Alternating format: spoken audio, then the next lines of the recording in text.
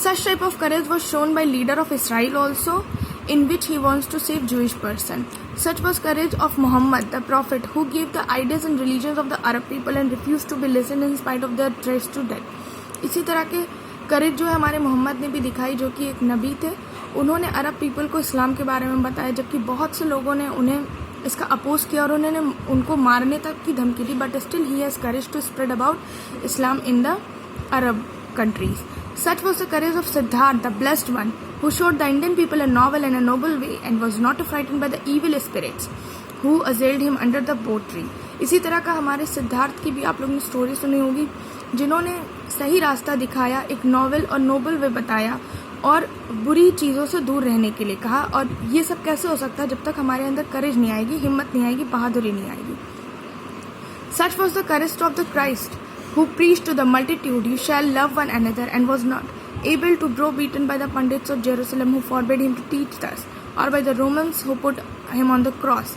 इसी तरह का करेज हमारे जीसस क्राइस्ट ने भी दिखाया, जिनको यहाँ तक कि क्रॉस पे चढ़ा दिया गया, बहुत पनिश किया गया, बहुत तकलीफ दी गई, लेकिन फिर भी उन्होंने अपना मैसेज लोगों तक पहुँचाया.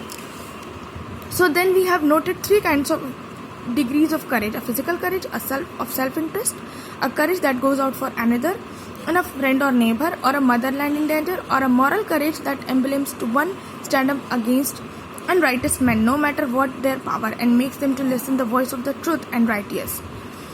तो इस तरह से हमने 3 करेजेस के बारे में पढ़ा. एक फिजिकल करेज जो कि हमारे लिए खुद का होता है, एक मॉरल करेज जो कि हम दूसरों के लिए खड़े होते हैं बगैर इसके कि कितनी भी मुसीबत हो, कितना भी डेंजर हो, और तीसरा मॉरल करेज होता है जिसमें हम उन लोगों के लिए खड़े होते हैं जिनके ऊपर अत्याचार या अन्याय हो रहा हो. ये इससे फर्क नहीं पड़ता कि सामने वाला कितना पावरफुल है. There is a courage that takes you across a river and another that puts you in the right path, but it needs a greater courage to stay in the right path. Listen to the parable of the hen and her chicks. और करेज हमें या तो हमें बिल्कुल ही किनारे कर देगा या तो हमें सही रास्ते पे ले आएगा, और सही रास्ते पे आने के लिए भी हमें बहुत बहादुरी की ज़रूरत होती है.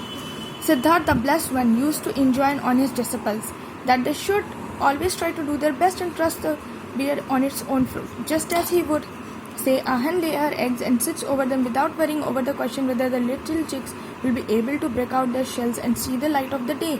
In like manner, you should have no fears. If you stick to the right path, you will come out in the light. Siddharth ने अपने लोगों से यही कहा कि हम अच्छे कर्म को हमेशा करते रहें बिना उसके फल को जाने.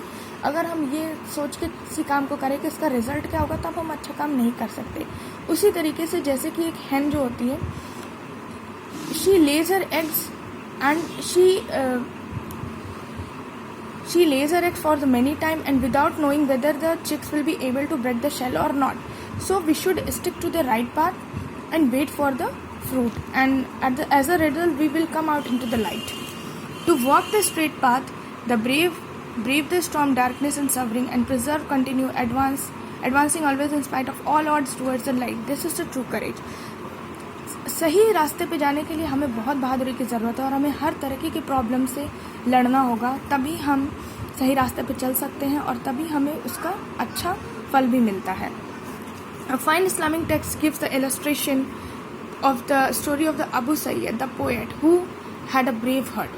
His friends, who had been told he was suffering from fever, called on one day to see how he was. They were met at the gate at the poet's son, who had smiled on his lips as the sick man was better. They went and sat down in the room where the patient, but they were surprised to find him chatting with his usual good humor. Abu Syed की यहाँ पे एक story दी हुई है जिनको वो बीमार थे और उनके फ्रेंड्स उनको देखने के लिए आते हैं. और जब वो उनके घर पे पहुँचते हैं तो अबू सैयद का जो सन होता है, जो बेटा होता है, वो वहाँ पे बहुत एक मुस्कुराहट के साथ खड़ा होता है. And when they entered into the room, they find miraculously that Abu Sayyid was happily lying down over there and chatting with the usual good humor. और वो बहुत ही नॉर्मली उन लोगों से बात कर रहे थे जैसे उनकी तबीयत बिल्कुल भी ना ख़राब हो. Then as the day was hot, he went off to sleep and his grateful sleeps too. It was almost evening by the time they woke. The poet had refreshments served to his kids, an insane burn filling the room with fragrance. He said his prayers and then he got out of the bed and recited a little poem of his. और जैसे जैसे दिन पूरा निकल गया, वो सो गए और उनके फ्रेंड्स भी वहाँ आराम करने लगे और जब वहाँ पे शाम हुई तो उन्होंने उनको कुछ रिफ़्रेशमेंट्स दिए, कुछ ब्रेकफास्ट टाइप का कुछ दिया, लंच टाइप का कुछ दिया, और वहाँ पे एक तरह की मोमबत्ती टाइप की कुछ जलाई, जिससे कि उसकी खुशबू से पूरा कमरा ही फिल हो गया। और उसके बाद उन्होंने अपने फ्रेंड्स को एक पोएम सुनाई। Despite not in your grief, not for your joyous hour will come and take it away. The burning summon may blow and yet change a gentle breeze. A dark cloud may form, a still torrent of rain may not pour. A fire that breaks out may get extinguished soon, leaving the chest and the casket untouched. Pain does not come, but it leaves no trace. So keep up the patience when agonies come, for time is the great wonder worker. एक तरह की उन्होंने poem ये बताई, do not despite not in your grief for a joyous honour will come. मतलब जब हम मुसीबत में रहें तो उसको ज़्यादा हम शो ना करें कि हम बहुत मुसीबत में हैं, हम बहुत तकलीफ में हैं, उसको बस पास होने दो उस टाइम को, क्योंकि बुरा टाइम हमेशा पास हो जाता है। और जब हम अगर फायर कहीं आग लगती है तो इट मे गेट एक्सटिंग्विश्ड, और अगर कहीं आग लगती है तो वो कभी ना कभी बुझ भी जाएगी, बस हमें उस सही टाइम का इंतज़ार करना होता है। अगर हमें तकलीफ़ होती है तो वो चला जाता है, वो तकलीफ़ भी चली जाती है बिना किसी ट्रेस के। So keep up the patience. तो हमें पेशेंस रखना है उस अच्छे टाइम के लिए, हमें इंतज़ार करना है कि कब वो अच्छा टाइम आएगा, और अपनी प्रॉब्लम्स को ज़्यादा शो नहीं करना है किसी को कि हम इतनी तकलीफ़ में हैं। And attend on the peace of God if you would have untold blessings. और हमेशा हमें अपने गॉड को याद करना चाहिए, जिससे कि हमारी प्रॉब्लम्स आसानी से ख़त्म हो जाए और हमें उसकी ज़्यादा तकलीफ ना हो। The friend of the poet went back home gathering strength and happiness from this beautiful poem of hope, and it became out the sick man may help from his hello and hearty friends. और ये poem सुनने के बाद उनके सारे friends घर जाते हैं और उनको एक तरह की उम्मीद हो जाती है।